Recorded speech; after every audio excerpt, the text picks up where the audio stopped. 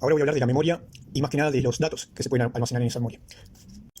Bueno, primero quiero decir que por lo que investigué, supuestamente la versión oficial, o por lo menos la más aceptada, la que responde a intereses de este sistema educativo prusiano, es que esos, digamos, módulos de memoria estarían alojados físicamente en el cerebro, ¿no? Porque ellos dicen que cuando se recuerda algo, se activan, supongamos que es un cerebro, se activan determinadas áreas del cerebro y esas áreas del cerebro son las que producen el recuerdo. En realidad ahí hay un error lógico bastante grande, es común en lo que se estudia, ya que siempre lo que se estudia responde a intereses y no siempre la persona que está estudiando, alumno, se da cuenta de esos errores lógicos porque no llega al nivel lógico suficiente para detectarlos.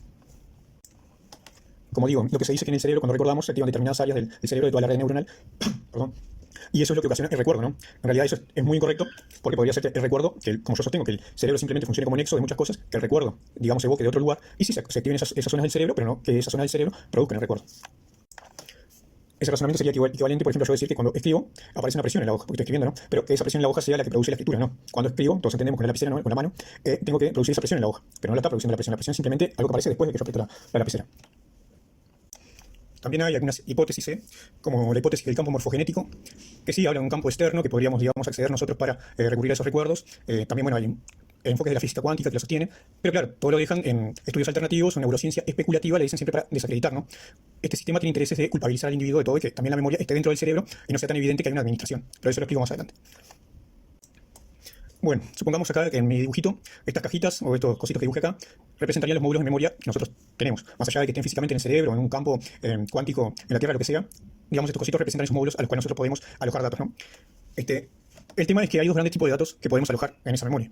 O sea, nosotros podemos escuchar algo y decir, bueno, vemos un pájaro, lo escuchamos y decimos, bueno, el pájaro canta así, ¡pac! Alojamos ese dato en la memoria. O podemos alojar el dato de que las hojas de los árboles son verdes. Porque saliste de tu casa y viste un árbol, las hojas de los árboles fueron verdes, ¡pac! Alojaste el dato. O fuiste a la facultad, te enseñaron algo, alojaste el dato. Esos son todos datos externos que vos podés obtener y alojar ahí para el futuro uso.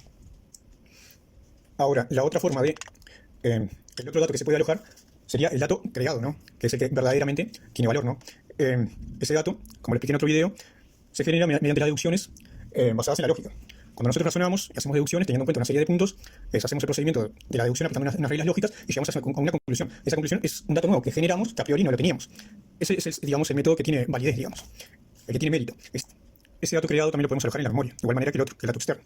Ahora, ¿qué diferencia hay entre uno y otro? Bueno, simple, que el dato externo es más fácil de obtener porque simplemente escuchando a alguien, o leyendo un libro, o mirando, escuchando, o yendo a la facultad, también a escuchar al profesor de la facultad, almacenás ese dato en la memoria y después lo usas cuando vos querés. Lo que tiene que ese dato, en realidad, esta forma de obtener el dato externo, no te garantiza ni que lo entiendas bien, ni que sea válido. Entendiendo eso, ahora vamos a ver cómo funciona este sistema educativo impuesto prusiano, con sus intereses, obviamente, que, como digo, se basa en la memoria y no en la lógica, no en trabajar la lógica, mediante el razonamiento. Tenemos que en el mundo nos vamos a encontrar con algunos fenómenos o problemas, etcétera, que este sistema educativo te va a dar la solución, ¿no? Un modelo descriptivo de determinado nivel de dificultad, porque hay diferentes niveles descriptivos con diferente complejidad, y ese modelo siempre va a obedecer a unos intereses. O sea, el sistema quiere sacar básicamente humanitos útiles que cumplan una función en un trabajo y tener el conocimiento necesario, pero muchas veces ciertos detalles no quiere que los entiendan bien. Entonces les da un modelo alternativo en algunos temas con un determinado nivel de dificultad que describe bien que ese fenómeno que pasa o ese problema lo resuelve, pero ahí hay determinados fallos o mentiritas que el que no llega a ese nivel de lógica no los detecta. La otra forma de entender un fenómeno, solucionar un problema, sería generar la solución o investigar ese fenómeno haciendo ingeniería inversa. Que hacer ingeniería inversa se puede aplicar en muchas cosas, pero sería básicamente analizar el resultado de algo, lo que podés ver o lo que podés tener ahí para analizar, y deducir, crear un sistema descriptivo de cómo es eso que se produce y cómo funciona, ¿no? Ese sistema descriptivo lo podemos crear todos, solo que siempre el modelo descriptivo que creamos, que es algo que siempre estamos haciendo a nuestro alrededor, independientemente de que estudiemos o no estudiemos, lo que sea, que estemos estudiando, nuestro mundo en realidad lo entendemos así, haciendo la ingeniería inversa. Y ese modelo descriptivo que nosotros ensamblamos en nuestra cabeza, en realidad se acorde a nuestro nivel de lógica. Que como dije en otro video, nuestro nivel de lógica está determinado por nuestro razonamiento, que tanto razonamos. Entonces, una persona con un nivel de lógica mucho más elevado que otra puede llegar a ensamblar un modelo descriptivo mucho más acorde y complejo que una persona con un nivel de lógica más bajo. Igualmente, la persona con un nivel de lógica bajo, estudiando mediante la memorización, como lo explico antes, metiendo a la fuerza datos en su memoria, va a poder aprender cómo funcionan esas cosas. Pero al no tener la capacidad de generar un modelo descriptivo de esa complejidad, si ese modelo que le da, por ejemplo, la facultad, tiene determinadas trampas, llamémosle, no la vas a saber detectar. Un ejemplo, vas a estudiar ingeniería, matemática, lo que sea, y te encontrás, el profesor dice, bueno, vamos a dar polinomios, no sé, de tercer grado, lo que sea. Y pone el polinomio en el pizarrón, por ejemplo, la pizarra. Y acto seguido lo que dice, bueno, ese es el problema solucionado. Acto seguido, ¿qué hace? Todos buscan la solución a ese polinomio ingeniándosela, porque de repente capaz que estudian para ser ingenieros, se la deberían ingeniar, ¿no?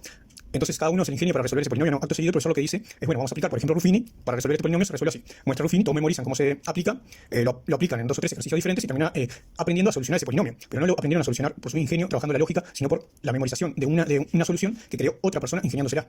Como digo, lo que realmente pasa es que se memorizan la solución que se ingenió otra persona en el pasado para solucionar ese problema, no la ingenian ellos. Eso da como resultado, no solo en ingeniería, sino en muchas profesiones, personas que memorizaron soluciones a problemas y que después la aplican en el trabajo, son útiles, eso no se lo saca a nadie, pero realmente nos ingeniaron esa solución, entonces no trabajaron la lógica. Algo que pasa con respecto a la memoria es que a veces recordamos determinado suceso o hasta persona y en la vida pasa el tiempo, ¿no? Y decidimos una serie de cosas en base a esos recuerdos que tenemos. Esos recuerdos, digamos que desaparecen, cuando yo lo tiro a esta línea cero, lo pongo como que desaparece. Todo este tiempo en que desaparece ese recuerdo decidimos otras cosas. Cuando lo recordamos de nuevo empezamos a cambiar nuestra consideración, ¿no? Y decidimos hacer unas cosas diferentes para después borrarse de nuevo y recordarlo de nuevo más adelante. Ahí lo que hay en realidad es una evidente administración de ese recuerdo. Por lo que estudié en psicología, eso se explica como con una especie de Windows, en donde digamos que en el escritorio tenemos archivos que serían los recuerdos que tenemos presentes y hay una papelera de reciclaje, ¿no? Lo que dicen, como todo en psicología, cuando no entienden algo le echan la culpa al inconsciente, crean el inconsciente que está ahí siempre eligiendo que se recuerde que no. O sea, dice, este recuerdo en realidad hace mucho tiempo, no lo necesito, no es necesario, y lo pone en la papelera de reciclaje. Mientras está en la papelera de reciclaje, ese recuerdo no lo tenemos presente. Y después, aparentemente, llega un momento crítico o un suceso que el inconsciente dice, bueno, ese recuerdo que no era útil, que tenía en la papelera de reciclaje, ahora va a servir para algo. Va a la papelera de reciclaje, clic derecho, restaurar, aparece de nuevo y empezamos a considerar otras cosas. Eso me parece extremadamente absurdo. Pero ¿qué es lo que pasa? Que siempre se quiere justificar las cosas como si fueran naturales, culpa del mismo individuo. Lo que quiere sostener este sistema con ese inconsciente es como que estoy acá, este individuo, como que yo estoy hablando ahora, conscientemente, con la lapicera, explicando lo que explico en el video, pero está, digamos, atrás mío el inconsciente como si fuera un segundo yo, decidiendo constantemente qué recuerdo, que no, y otras cosas que la ponen como procesos automáticos, que son extremadamente absurdos, la explicación del inconsciente, simplemente para tapar que hay cosas externas administrándonos a nosotros. Sería lo externo administrándonos a nosotros. ¿Qué se puede lograr, por ejemplo, esa administración de los recuerdos? Por neuromodulación, optogenética, esas dos cosas son oficiales, se pueden buscar, obviamente no es oficial que se aplica con nosotros, pero se puede lograr esa administración de recuerdos por esas dos cosas, y además también habrían inteligencias superiores que lo podrían hacer también. Acá voy a poner el ejemplo de una situación de una persona disidente que ensambló su modelo propio descriptivo, en este caso de la forma de la Tierra, y una persona oficialista que simplemente repite el oficial. Estas situaciones lamentablemente se ven mucho, lamentablemente digo por lo que demuestra la ignorancia de esta persona, casi siempre. Y es que, por ejemplo, acá tenemos una persona cóncava que sostiene básicamente que la Tierra sí es una esfera, pero nosotros estaríamos adentro, se justifica todo con una matemática, por el doblamiento de la luz, y la esfera celeste en el medio, hace representaciones 3D. El Lord Steven, lo pueden buscar, obviamente es disidente, tuvo muchos problemas, obviamente la psiquiatría lo atacó, lo metieron preso, varias cosas, como todo.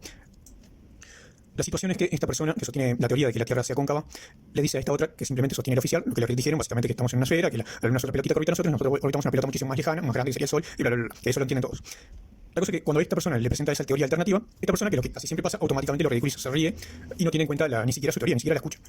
Esa situación demuestra el nivel de ignorancia máximo al que puede llegar un ser humano, ridiculizar un modelo que ni siquiera lo razonó porque automáticamente se empezó a descargar energía, disfrutando, riéndose, y además defiende un modelo simplemente por imposición que no entienden. Porque la mayoría de las veces acá lo que pasa es que esta persona entiende a la perfección el modelo de esta persona y se lo puede explicar a la perfección y hacerle ver todos los fallos, pero esta persona ni siquiera, no solo no entiende el modelo de esta persona que directamente lo ridiculiza, sino que su modelo directamente no lo entiende, porque cuando le hablan de péndulo de Foucault no saben qué es, la balanza de Cavendish tampoco saben lo que es, las de Analema no entienden lo que es. Entonces es eso, defienden un modelo que no conocen, ridiculizando otro modelo que no quieren conocer. Este tema de la Tierra en realidad lo menciono porque es el tema, digamos, que está muy de moda. Lo poniéndolo como ejemplo, nomás no me meto en esa forma, porque realmente lo que yo hago es analizar la mente de los borregos, cómo funciona y todo su fallo, ¿no? Para ver si los puedo despertar. También me ha pasado con el otro video en el que expliqué la dispersión de la responsabilidad, ¿no? En donde determinados manipuladores crean una cadena de responsabilidad de varias personas frente a situaciones que quieren crear. Y lo que hacen con eso es distribuir toda la responsabilidad de eso que ellos provocan en varias personas. Entonces, el análisis que yo lo hice sin estudiar. Hay otras personas que me dicen que en realidad ya existía y tenía nombre. En realidad te dicen como que reinventaste la rueda porque eso ya se estudia en una facultad. Entonces sos vos el tonto porque estás explicando y analizando algo que se da en una facultad y ellos lo estudian. El tema es que es al revés. O sea, ellos tienen que ir a una facultad para estudiarlo, cuando uno simplemente estando en el universo, usando el cerebro en base a la lógica, deduce cómo funciona todo ese sistema. El tonto es el que se lo tiene que explicar, no el que lo razona.